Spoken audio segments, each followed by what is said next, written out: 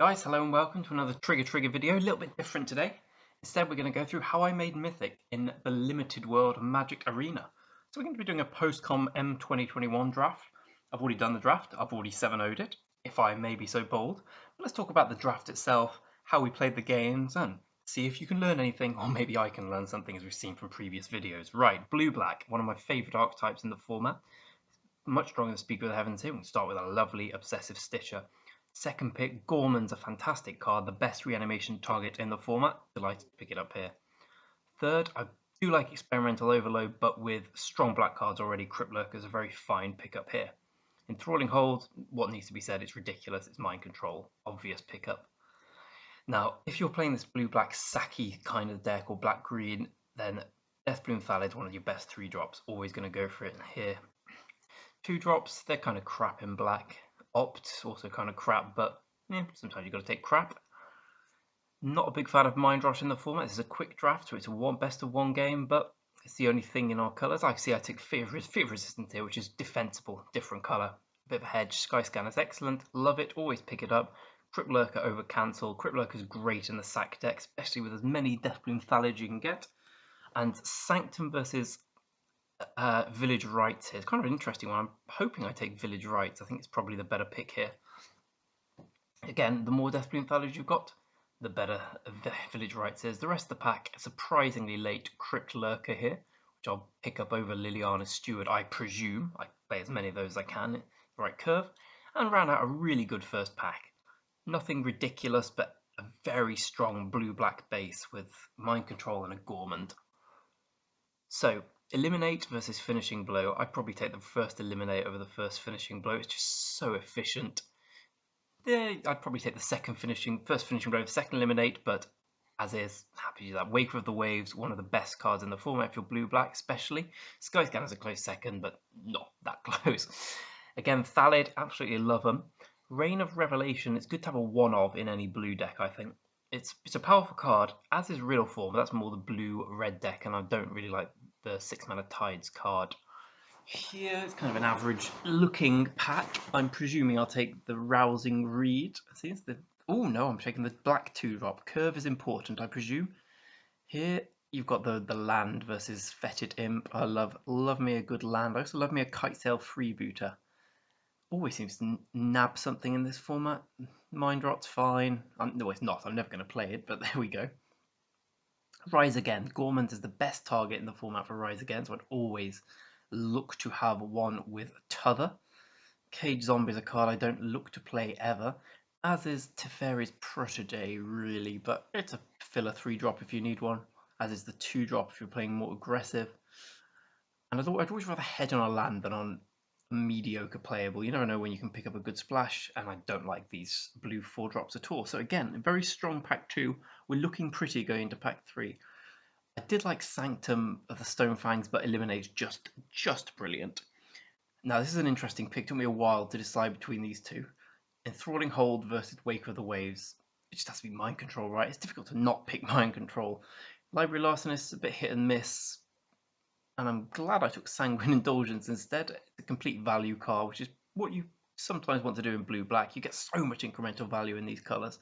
With the sacking, with the Crypt Lurker. Just a 2-drop there with a Swindler. Now, Teferi's Tutelage, I just love it. It's just a one-off win condition, like a backdoor win condition where you've got nothing else going on. You can play to it. Also, like one cancel in these decks where you're holding up mana a fair amount of time. And the rest of the pack here, as we can see, nothing particularly exciting. We have a second Rise Again, which is possible to play when you've got a Gormand, but you might want to check the curve, and Liliana Stewards. If you've got Malefic Scythe, Liliana Steward goes up hugely. If not, it's kind of an averagey card. You can sack it to Crypt Lurker, it does something. It's not terrible for 1 mana. So, putting together this deck, I feel we've got a very strong looking build here. Very tight blue-black control. Get rid of the filler cards. We don't need fillers here. We're strong enough to play the good cards effectively. Probably don't need the Opt as well. Here we get rid of that. And we're well set up with this mana base. With 1 tap land, don't need to splash anything. We're not playing the second Rise Again, which looking back, we could make an argument for. We've got a bit of discard with Obsessive Stitcher, and we've got some 6 mana cards we can get back. But as is, I'm happy with the way the deck turned out. Let's get into the games. Right, game one here. A decenty hand. I'm going to keep it because I'm incredibly greedy. I hate mulliganing so much. It's just in limited where all the cards are of a similar value and similar quality. Mulliganing is just so painful. Also, library larcenous on the draw is a pretty good start. Sorry, on the play, there's a chance you're just going to be able to attack with it on turn 4, I guess, and find yourself getting a free card. Wake of the Waves, happy to cycle it here in my opening hand. I'm happy to pick up and eliminate, just because it looks like I'm going to be getting in with library larcenous now, which will play over Deathbloom Thallid for the obvious reason of the chance of the attack.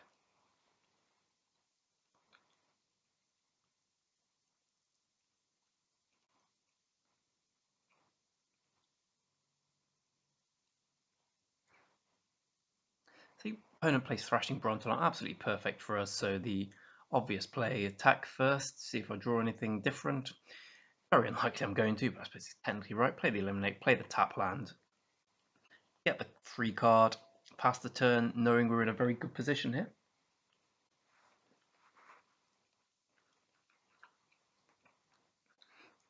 It's very unlikely I'll be doing anything other than Rise Againing next turn. Again, I've played this a while ago, so excuse me if I'm getting some of these plays wrong. Post-common's a little bit more thought-provoking, I guess, than doing it live where the emotion comes in. You can have a more strategic discussion. So we're obviously reanimating Waker of the Waves. Even if it dies, well, even if it dies, it's unfortunate, but it's the logical play. It's a 5-mana 7/7, destroy their board's efficacy. His opponent kills it, so it's a straight 1-for-1 trade. We obviously want him to attack with the Skeleton Archer here, but he's not going to. Drawing the Crypt Lurker is interesting. We probably don't want to sacrifice the Library Larcenous. We haven't given up on the free card from that. And what we do want to sacrifice always is the Deathbloom Thallid, so I'm happy to play the Thallid here and reassess what happens. So our turn getting in with the Thallid, opponent blocks. Again, delighted to do that. I'm delighted to sacrifice the opponent plays an oddly timed Master Blackguard, but I'm happy to sacrifice a 1/1, obviously, to gain a card. And if for whatever reason opponent's able to kill the 1/1 in response, we can always flash out the Masked Blackguard.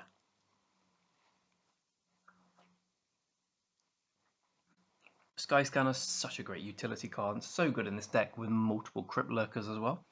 Opponent choosing to sacrifice here, which is probably something he just needs to do. It's not doing anything, the 0/3, and he's clearly miles behind on the board. At this point, I mean, we've drawn 2 mind controls. It's difficult to lose the game from here. Let's be brutally honest with each other. It's also difficult to not go 7 wins with 2 mind controls, but let's not take away from how good I am. Here I'm deciding to attack. I just want the guy that wants some more proactive cards in my hand. And Gorman's a particularly good one, I guess. Which I'd have been happy to play pre-combat if I had it, but alas no.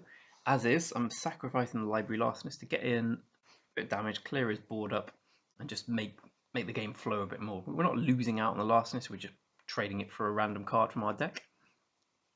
And then of course we're going to Gorman, sacrificing the Skyscanner here to kill his weakest creature.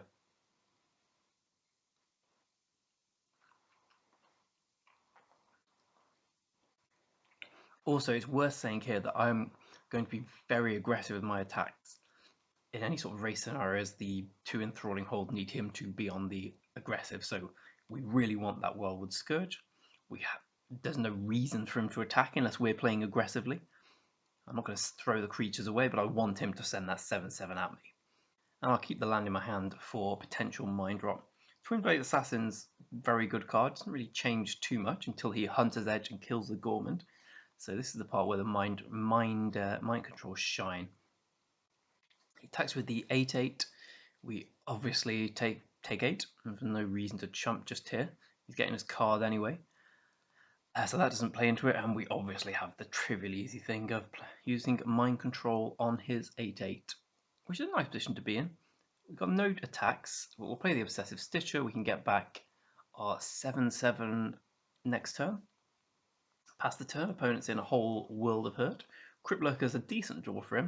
It means he could he manages to get the draw off Crypt Lurker, and he gets the triggered ability from Twin Blade Assassin to get a second card. Obviously, we want opponent to attack with his 6/5, but it's unlikely he'll do so here. Obviously, I don't know anything.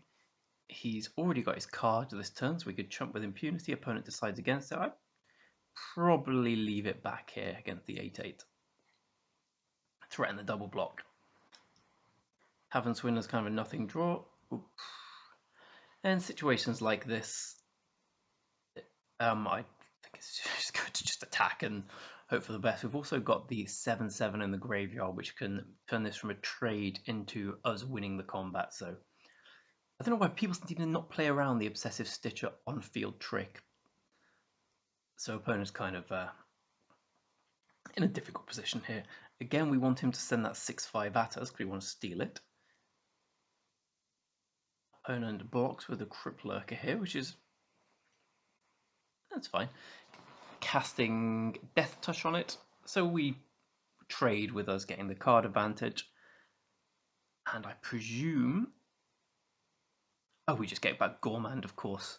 Now he's got his crapper out the way. We can just get back Gormand and kill his 6/5, which effectively ends this as a contest. Opponent will need the draw of all draws here as we run out our 2-drop. This game's gone very much to plan. The plan was drawing double Mind Control, which I think we did very well.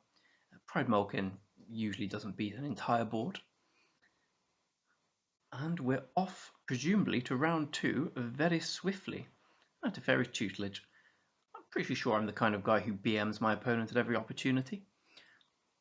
This is one of those opportunities. Also, I guess I can argue that I wanted to see the loot card, but really I just like BMing my opponent. I also want to try and win as many games with Teferi's tutelage as possible. And keep watching it, it does shine eventually. Opponent goes to 1. I presume I do nothing here. Yeah, there's no point committing anything else to the board. How badly can things go here? Opponent sees the writing on the wall, concedes, and we take down the first win. On to the next. After the excitement of game 1, we go up against Jackknife, hoping to continue our excellent form. We start with a perfectly keepable hand. 4 lands, Big Gormand, Error Removal spell, Village Rites, which helps us refill when we pick up one of our disposable shitters. Anyway, obvious plays for a while. Dismal Backwater into presumably eliminating his 2-drop or any sort of early plays. Opponent plays white, which is suggestive of a more aggressive deck, so the eliminate looking rather good here, if I may be so bold. Second land, an opponent gets down the Seasoned Hallowblade. Right, interesting one here. I immediately go and eliminate it. My logic is, it's not going to get any better. It's going to survive, but it's going to survive anyway. I want to play Teferi's tutelage on my turn, so I don't want to leave up the mana to next turn to stop him getting in the attack and make him tap it on his turn. I'm fine trading it for a card here. I was going to play Teferi's tutelage. Deathbloom Fad completely changes that because it's perfect against the Hallowblade. So I'm delighted to get that down here. Opponent untaps and immediately puts Feat of Resistance on the Hallowblade. There's 2 options here as I go for an oops. Is that he is just trying to get in a quick hit. It seems he's absolutely squeezed on mana, so we must want to do something, or he's just bad. The chance of him being just bad, I put quite a bit of faith in that usually when you're playing online. Teferi's tutelage is my only play. Happy to play it here. And I'm going to be leaving back the Thallid. White-red is not particularly the deck you want to put your Teferi's tutelage up against, but hey ho, it's in the deck to win games.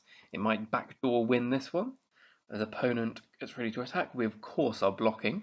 We've got a Gormand in hand here, and if the opponent continues to do the Feat of Resistance thing, all that's important to us is that we keep a creature in play so that the Gormand can eat the Hallowblade. I don't want to sack the Thallid here. I'd rather sack the Thallid after he's discarded a card to make it indestructible, and it's going to die anyway. Tutelage gives us a land, so of course we toss one. Sorry, I'm miles away. It means we're going to hit our 6th land drop next turn. We don't get the chance to loot. In fact, we get both cards. Fantastic. Opponent looks to be stuck on mana again. Plays the Feat of Resistance. So now, one of 2 things. A, we know we're going to 6, which is a bit dicey. We also know that we're going to be able to kill the Hallow Blade with a Gourmand next turn. So I'm perfectly happy sacrificing the Deathbloom Thallid here with the Village Rites, seeing what we can draw. It's never going to change our play. And when we've got a Gourmand that makes him sack his 6/4 opponent, he's probably not just bad. He's probably just, well, as you can see, struggling with lands, even though we're milling them for him. Unlucky. So he's red-white aggro. He just happened to have 3 feats of resistance and no lands in hand. So a trivial easy play here as we get in for 3 and play the Gourmand. Again, the tutelage is, we're not going to win with the tutelage this game. We're going to win by stabilizing and, well, we're going to win through mana screw, let's be completely honest, but hey ho, we can pretend we're stabilizing cleverly. Sacrificing a 1/1 to kill a 6/4 is quite a good play, and I'd recommend it if you ever get the opportunity. And when the opponent plays the Alpine Watchdog and we've got a Kitesail freebooter in hand, you just know it's game over. Rise Again to target the 3/2. It's not the best use of Rise Again, but we're going to end the game with in hand. Otherwise, he's got turn to Slag and Shock. He can only come remotely close to casting one of them. He's miles off doing anything here, so we're happy to send everything in here. And as I said, it's a bit expensive to play Rise Again here, but well, I say expensive, it's not the greatest use of Rise Again in a vacuum, but when the alternative is don't play Rise Again, I'm delighted to get the Thallid out there. Also, if he somehow manages to draw, I don't know what he could draw here, he's mega dead. Thralling Hole's pretty much a dead draw wheel. It's not going to do anything here. We've got Lethal knowing his hand, so we just send in the team. He has to block somewhere. And it's a bit silly doing a post-com on something where basically I could have just replaced this whole thing with Mana Screw. Unlucky. I keep the Block Guard alive. He avoids lethal. We do nothing. And then obviously we win pretty quickly next turn. I say pretty quickly. I think what's important here if you're going for Mythic or if you're going for anything anywhere is try and piss your opponent off by being a dick. They really appreciate it. So here cast Reign of Revelation. Obviously cast Reign of Revelation. If you get any sort of more draw spell, try and go for the mill. If you mill an opponent to victory, you get extra gems on Magic Arena, so it's really good practice to get into. Also, if you just want people to think you're a dick, anyway, we crush the opponent who only hit 2 lands through excellent play.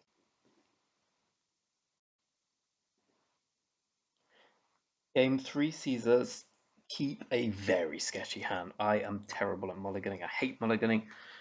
I feel that cards are so interchangeable and limited, you just want to have more of them.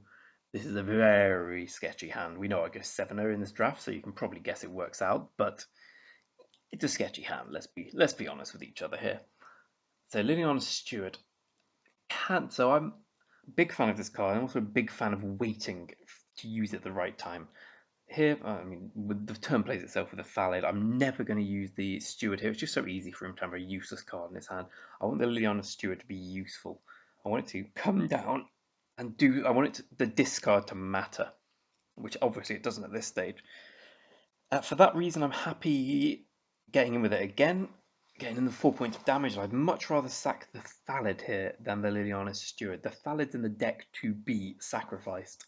The Liliana Steward, also sort of, yes, but the discard's more flexible than the extra points of damage. Looking at my hand, I'm not getting in by beating him down with 3 power creatures. I might get in a hit with the Crypt Lurker now and then, but I'm not going to just beat him down here. I don't need to whack him dead. So again, we don't have to do the discard here. Opponents hit every single land drop. For all we know, he's got 6 cards in hand. There's no real punitive element to the discard. He's clearly got a trick here, Titanic Growth. That's a perfectly fair trade for us. Now, should I play the 3/2 or should I hold up the 4 mana spell? To be honest, I should probably play the 3/2 here. I don't think I do. I think I hold up Reign of Revelation. I hate telegraphing spells. It's clear I've got something big in my hand. Maybe he's put off playing something big into my potential cancel, which gives me a bit of value that way. I suppose there is the element that I want to hit my lands to get Gorman down, but I just feel this is a time where I should have played the Deathbloom Thallid. Opponent plays his land. and Celestial Enforcer, we used Fire off the Rain of Revelation. So we did something with our turn at least. I'm definitely keeping the land. Freebooter against a Skyway Sniper is not particularly where you want to be, so that gets the business. Right, we've got Gorman coming up, and Gorman here. Firstly, I'm going to Liliana Steward. Now he's got 4 cards in hand. The cards matter more. He may still be there with excess lands, but you know what? I'd rather. I want to get this done now. I want to see what I'm playing with. What he discards is often important. Defiant Strikes doesn't really tell me anything. I'm sacrificing the 1-1. It's mainly a case of getting the 5-5 into play. Yes, I'm killing his 1-1 as well, so we come out of it as a sort of a net neutral from sacrificing creature. I didn't get ahead on that, but I have got a 6-mana 5-5 Trampler with flies in place, so I think the Skyway Sniper is not going to be stopping that, it seems, at present. We're at 20, so we've got a very healthy life total to play around with here. Everything's looking good. Opponent secures the scene, which is a little, well, it's very annoying because it exiles more instead of killing, so our Rise Agains don't do anything. We can just steal his 2-3 here, or we can play a 7-mana 7-7, which turns all his creatures into nothing. 7-7's got to be the right play. He's already used 1 secure the scene. If he has a second one, fair play. Other than that, he'd need Face Fetters, where it'd still have an effect having the 7-7 in play with its -1, -0 trigger. We play that, we get in for 1. That's the turn. Opponent plays a Brontodon, which doesn't do much here. And here's a expert level play. Pay attention to this. This is kind of a hack in Magic Online. If you play a Deathbloom Thalit, and then pretty close after, like no break, you play a Crypt Lurker and you target the Thalid, sorry, the 1-1. There's a bug and the opponent concedes. So we should, yeah, there we go. The opponent concedes. So it's just a little bit of a tidbit here. So that's how you make Mythic. You get the opponent to concede through a bug. 3-0. Next game begins with possibly a mulligan, although if I know me correctly, this will almost certainly be a keep and hoping to hit the black mana of the Waker of Waves. Yeah, it is. But that's just how I roll, baby. As in, get lucky and yeah, that's it. Get lucky and profit. So the last thing I want to see here is 2 reds and an aggressive 2-drop, especially when my turn 2 players cycle my 7-drop and really hope for the best.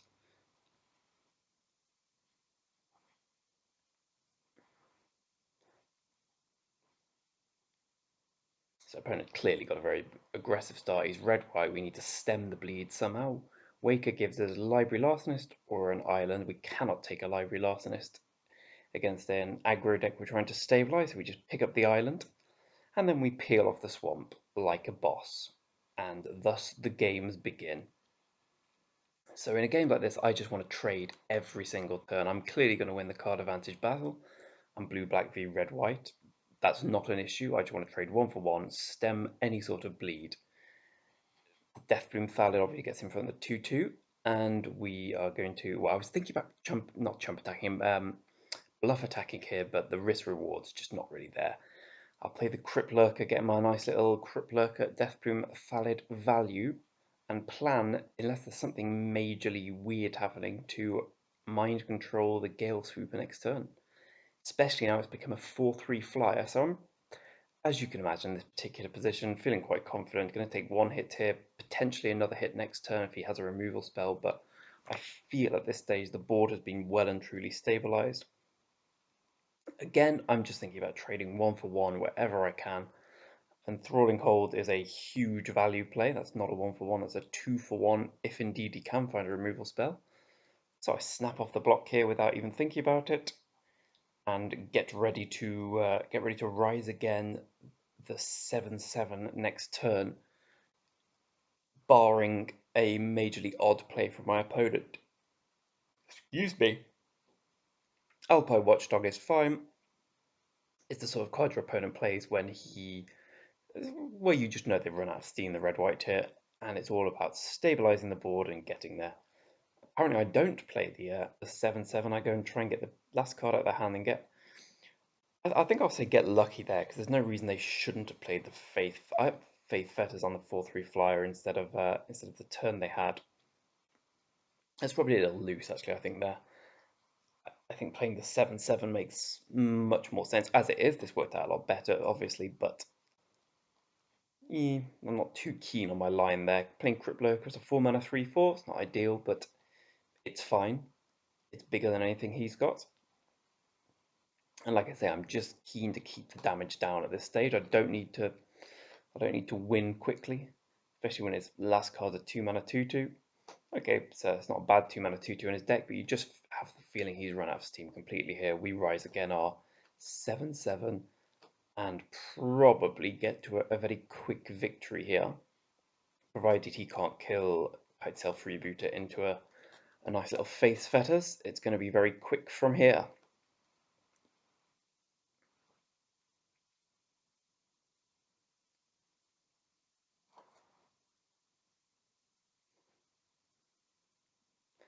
Pegasus is not a bad 2-drop, but in this scenario, as is quite obvious, nowhere near good enough. So in with the team, I presume here. Or maybe just those two. I suppose I still am being cautious. Perhaps unduly so. I am swinging for lethal, so he's got a chump, but one imagines that the Arsonist gets in front of the Waker, and we just play out our hand and try and end this one as quickly as humanly possible.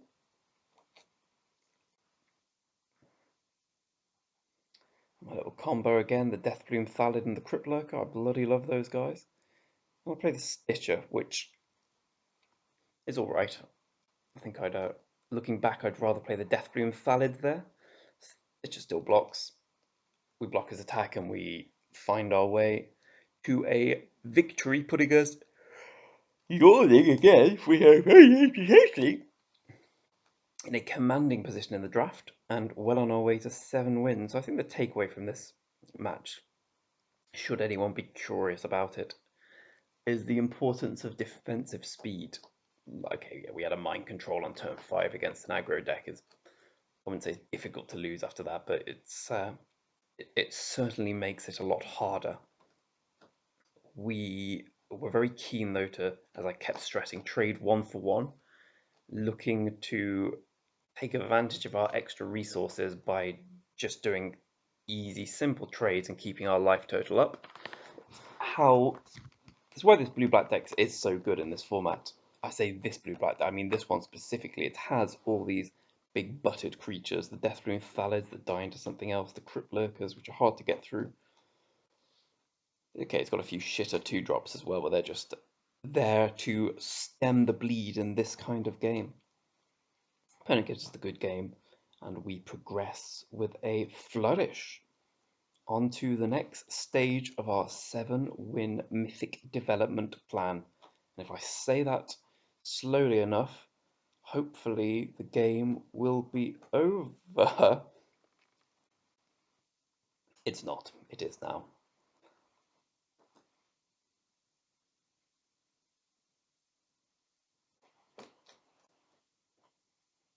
Looking back, I hope I don't loot here, and yeah, I do loot. I do loot. I'm that kind of guy. But opponent realizes what a dick I am and doesn't give me the satisfaction of the draw. I believe we're on to game 5. It's an absolute shocker of a matchup this time, but we hope to go through. We have the perfect hand for our deck. Bit of disruption, then the Thallid into the Crypt Lurker, so I'm snapping that off in an absolute instant. So we're playing Freebooter on 2, obviously, so we want to, I suppose priority 1 is take away a card that can easily kill Freebooter. So let's see what he's got in his hand. Thrill, Scorching, Hunters. Scorching and Hunters both get it. Hunters works well with Spellgorger Weird, but if we take the cheaper spell, make him spend his mana to actually kill the Kite Itself freebooter and not just get a freebie this turn. We develop our board. The Waker's always a great draw. One imagines opponent's going to get down the Spellgorger Weird as we go in for our customary attack for 3 plus the freebooter, and then get ready to do the Crypt Lurker play. So we know he's got Hunt the Weak here. Looking at this, it seems fairly likely we'll be using Enthralling Hold on the Spellgorger Weird. Muted him because I imagine he'll use Hunt the Weak on the freebooter here. It puts the Weird above the Crypt Lurker size. He doesn't use it on the Crypt Lurker itself. Not a wholly odd play. I think I'd have gone for the other one though and get your Scorching Dragonfire back. As is, we would have taken the Spellgorger Weird anyway, so that's not a particularly shocking development. And again, Mind Control, bizarrely enough, proving to be quite a good card. The 4-drop Death Touch creature gets us thinking a while, but again, I'm just happy taking any trade I can. In a deck like this, which sees red-green, we've got far more potential for card advantage than him. I've already got a 2-for-1 there with the Mind Control. I'm just happy taking the trade before some weird combination of cards come down and destroy our Mind Control. So opponent plays the Dryad. I've got the perfect answer in hand to it, but I mean, a bit of me is loath to use the Eliminate. I think about using it here, but again, something key to mention here. I don't have to kill this 2-2. It's not doing anything. It's just an on-the-floor 2-2 that can be killed at any opportunity. Especially now we've got double Eliminate. I think because of the redundancy of the double Eliminate, I go for it here. Had I not picked up the second Eliminate, I'd likely have just held it in my hand, waiting for the opponent to do something a bit crazy, a bit kooky with it. Throw of possibilities, and we slam our 7-mana play. We loot first. Looting's always good unless you're in danger of milling. It's a shame to discard a Crypt Lurker, but we need the land for the Waker of Waves. And cycling through our deck's pretty good when you've got a card that you've got a Rise Again and on field Rise Again. Wake it down, in for 1. Solemn Simulacrum is not the worst draw for him. Gets a land out of his deck and means he has a chump blocker for the 7/7 that cycles, so he slows us down a little bit there. He buys himself a bit of time to draw himself an out to this card. But his red-green base is presumably not going to get there. One imagines his black splash need be for finishing blow to have any chance of getting it there. We keep Crypt Lurker in hand, and the opponent's Scorching Dragonfly's Kite Sail freebooter, returning a Scorching Dragonfly to his hand, and thus begins a game of cat and mouse. So I effectively have to keep up the 5-mana loot and bring the 5-mana Rise Again ability from the Obsessive Stitcher here, lest he to negate the potential Scorching Dragonfire. So it's a bit of, as I say, a bit of cat and mouse for a few turns. Opponent doesn't leave a red, so he can loot with impunity, get in for 7, and probably just pass the turn, leaving up the Blackguard. I would have played Crypt Lurker here just as a beta, but I really want to leave up 4 mana, as stated, for the ability of the Obsessive Stitcher to replace itself with a card in our graveyard. We get down the Blackguard. Opponent's in a whole heap of trouble, having to chump block here. There's no reason for us to develop the board really any more than we are doing. Again, we're keen to leave up the Stitcher. An opponent is at 7 with a 7/7 beating down every turn. It's a veritable abyss. I'm thinking about playing the Crypt Lurker and sacking the Blackguard, but again, I remember that I want to keep that 4 mana up, thus making his Scorching Dragonfire a bit of an awkward play. My aim here is for him to go for the Scorching Dragonfire and the masked Blackguard. He plays Fungal Rebirth and gets back his 4 mana Death Touch, which is a little annoying because it shuts down our 7/7's attacking possibility. We can't loot with impunity here because the loot will see the Obsessive Stitcher die. We attack with a Blackguard instead of the Waker. I'm not keen to give him the very favourable trade here. Opponent Dragonfires the Blackguard, thus freeing up our Obsessive Stitcher, which we instantly take advantage of. We can now loot with impunity and possibly plan a situation where the Waker comes back from the graveyard after a trade. Crypt Lurker down as a beta, pass the turn, keeping the land in hand for any potential discard in the loot scenario next turn. Pteranodon's a bit of a meh draw. We're still in that scenario where we want to draw something to remove the 1/2, but now that the Scorching Dragonfire is gone, we can Waker of Waves, trade, bring it back. Teferic's Tutelage, I'm using it more as a loot card here. Rise Again is perfect.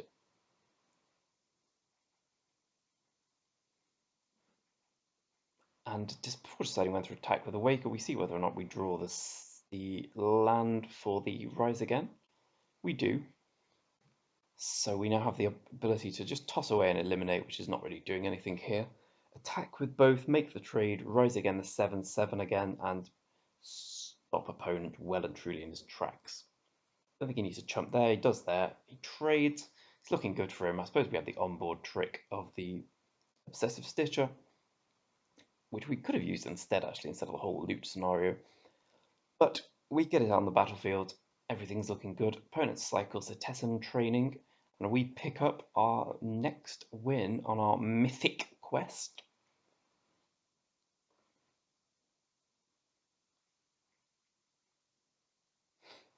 Strong hand here. 2 into 3 into 4. Very sackable 2 and 3 as well. So we're more than happy to snap this off. Teferi's Tutelage plays an interesting role in this game. Drawing it in your opening hand when opponent doesn't lead with a right or when opponent leads with a blue-black beginning. I mean, he may have some graveyard shenanigans, but it's not going to stop him from being milled out quickly.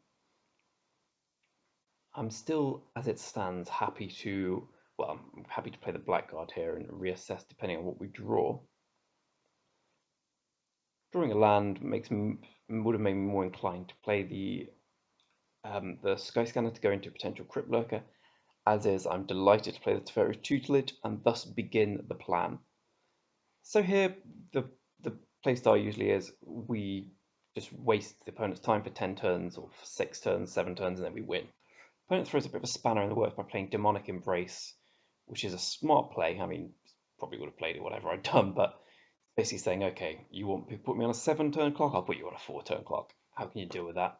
We've got the Skyscanner, which we were planning to sacrifice to the Crypt Lurker. Now is going to be more of an integral part to our game. We're getting for 2, there's no point leaving that back. Even though we're trying to win with the tutelage here, there's no point forgoing 3 damage. Opponent decides quite rightly, I think, that he's not going to win a game which is me chump blocking every turn, so he uses a premium removal spell on our 1/1 flyer just to get out of the way and get in 6 points of damage. It's not the end of the world for us, we have Village Rites, and we can bring 2 more sets of 2 mills on the opponent. Filling his graveyard may not be the greatest idea in the world, but we're committed at this point. Opponent's down to 17 cards in his graveyard, and we think for a long time here about what to Rise Again. Obviously, this 7/7 makes more sense, but usually, but for once, we eschew the 7/7 in favor of a 1/1 flyer. Gets us another card, gets us close to the mill plan, and crucially means we can survive another bash from our opponent's Flying Thalit. Opponent's very acutely aware of what's going on here and throws his second premium removal spell at the 1/1 flyer. Makes perfect sense, and it's a very strong play. We draw Reign of Revelation, which is basically our finisher, so it brings down the amount of turns we need to survive quite swiftly. We play the freebooter hoping to survive till that time. He's got Sanguine Indulgence, which he'll get back next turn, and a 3/1 that will cycle for him. Get him for 2 and just cycle the Blackguard, getting another card to dead. So as you can see, the game plan has completely changed here. Opponents just get me dead as soon as possible. I don't care about attacking. I don't care about anything in this game apart from milling him out. He's got 9 cards left in his library. Reign of Revelation will get rid of 6. His draw will get rid of 2 more, so if we use Reign of Revelation here, he'll win with no cards in his library. Stonefangs doesn't do much because we're at 2 instead of 1, fortuitously. Silver Smoke Goal just means we have to leave a block of that. So we can't get in with Reign of Revelation this turn. Instead, we have to Sanguine Indulgence for the trusty Skyscanner. And the Kitesail Freebooter for that matter. 2 flying threats. We know he's got Sanguine Indulgence in hand. We don't need the extra draw from Skyscanner. I'd like the extra life gain here from Blackwater. just in case he's got Skeleton Archer or something. So we put ourselves in a position where our opponent needs to peel something off the top to win here. He's got a redraw from the Silver Smoked Ghoul, which he engages engages in. He's got a Gormand in the graveyard, but it's just too slow to do anything once he gets it back with Sanguine Indulgence. We get the block off. Looks like we've managed to stem the tide as opponent goes for the Sanguine Indulgence. Goes for Liliana's Devotee, puts himself in a position to win next turn, but unbeknownst to him, we of course have the Rain of Revelation to sneak the very lucky win, showing the power of Teferi's Tutelage in the right matchup. He's got no cards in library, very strong blue-black deck, very strong blue-black mirror. He got unlucky that I had the Teferi's Tutelage in my opening hand as we progress on to 6-0 in this Mythic play run.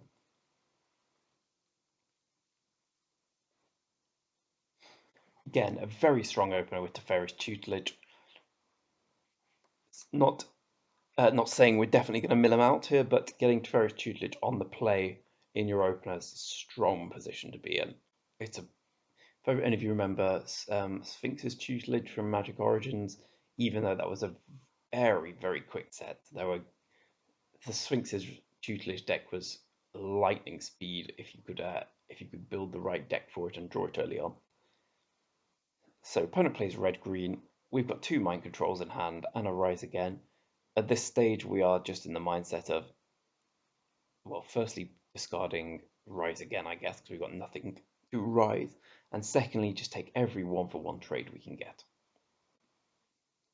The mind control should win us the game and stem any big creature beats. The Mass Blackguard, perfectly happy trading that for any of his 2-drops. Even though we've got a Village Rites in hand, we can find a better situation to use that. Feline Sovereign looks good, but it's just a 3-mana 2/3 with marginal upside. We're happy to cycle the Liliana Steward for a couple of cards here, with the presumable intention of just mind controlling his creature next turn to slow him right down.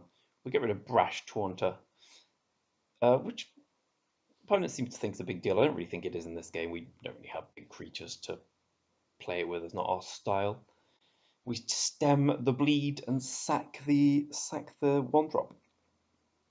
So at the moment, I'm focused very much on stalling opponent and winning through milling. He's got 21 cards, so it's going to take 10 turns minimum, probably 7-8 turns given the incidental card draw we have in our deck. As opponent gets down to pretty good 3-drops, that makes my mind up along with drawing Gormand, which is of course a good draw. We make the obvious play and mind control the 2/3. It's not the greatest mind control target, but irrespective of its rarity, but it slows opponent down enough to be a logical play. His Pitchburn Devils gives us a bit more, well, it problematizes things for us this turn because I think about this for a long time. I want to play the Gormand and sack this, just get out there a 5/5, but the Gormand trades for the Pitchburn Devils. The 2/3 blocks the 2/2 already. 2/2 can ping us. I'll just use my other mind control when the going's good, because the second we play Gormand, the opponent's going to stop attacking. He gets in for 3, plays Garrick's Uprising, which works out better for us than him here, presumably. And the Magmut. Sanguine Indulgence hasn't really got anything to play around with in the graveyard, so we're going to have to get something there for that to be useful.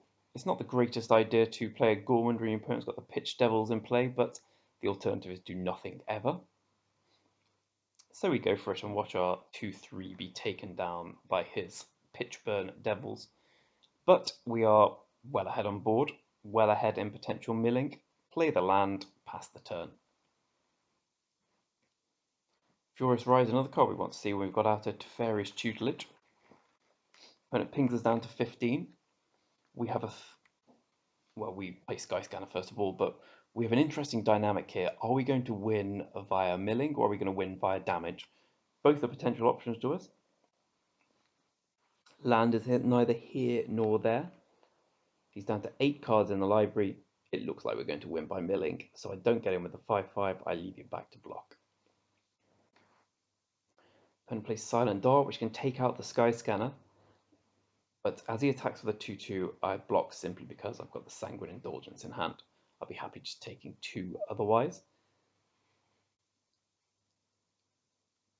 As is, we make him spend his turn on this. We get 2 more cards out of his deck, put him down to 5, and we're getting back a Gormand here. Deathbloom Thal is the perfect draw. It means we have something to play this turn. And I think I probably should have got back the 1-drop there to just gum up the board. As we've established, our win condition here is Teferi's Tutelage. We have no need to get his health down despite that rather generous attack for 1. Opponent's down to 2 cards in library. We good game each other, and we secure our nice little 7-0 with this strong blue-black deck. I hope you enjoyed it. I hope you enjoyed the insight into the play. Where the post-com was to everyone's liking, I'm not sure. Please do let me know. I'd be curious to know if this is something you'd rather see more of, or if you'd rather see the live drafts. I'm fine with either. I just like mixing things up now and again as we just play around, play everything out, get opponent down to 1 card in library, get our nice victory, and go on with our life. This was the first of several successive 7-0s, hence my, I think it's 3 or 4, hence my desire to show them. I always record the footage now just in case there's something fun. So I'm delighted to keep uploading these sort of videos if people are interested, as I BM the opponent to show him that I ain't scared of no ghost. I hope we all learned something. I certainly did watching my play again. I find it interesting to see the lines I made mistakes on, things I'd have done differently. I wasn't too unhappy watching this, but there were certainly mistakes I made, which I think I definitely need to work on. But thank you for watching. I hope you enjoyed it. Leave a comment if you're interested. If you want to see more post-coms, let me know. Ciao for now.